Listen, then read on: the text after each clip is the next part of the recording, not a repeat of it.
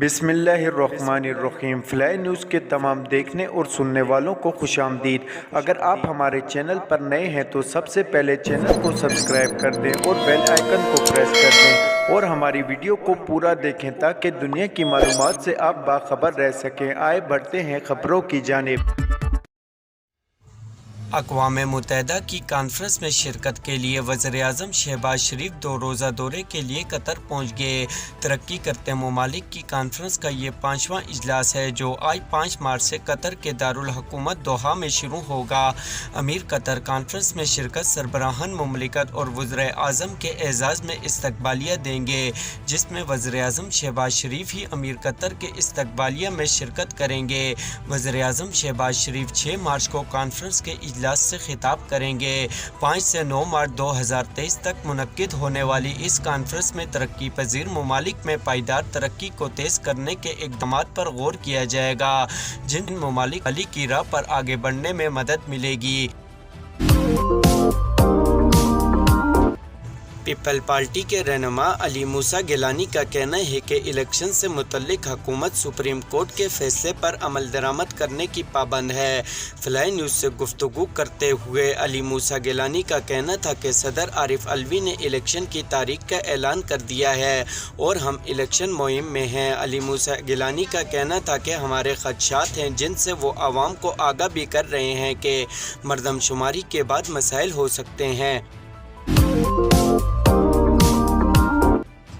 اسلام آباد Pakistan Tehreek Insaf P T I کے chairman Imran Khan نے کہا کہ میں سب سے بات اور سمجھوتہ کرنے کو تیار ہوں۔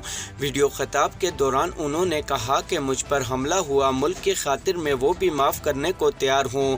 آج جہاں پاکستان کھڑا ہے سب کو اکٹھا ہونا پڑے گا۔ عمران خان نے کہا کہ مجھے سابق army chief general Qamar Javed Bajwa نے پی ڈی ایم رہنماؤں کو این آر او دینے کا کہا تھا۔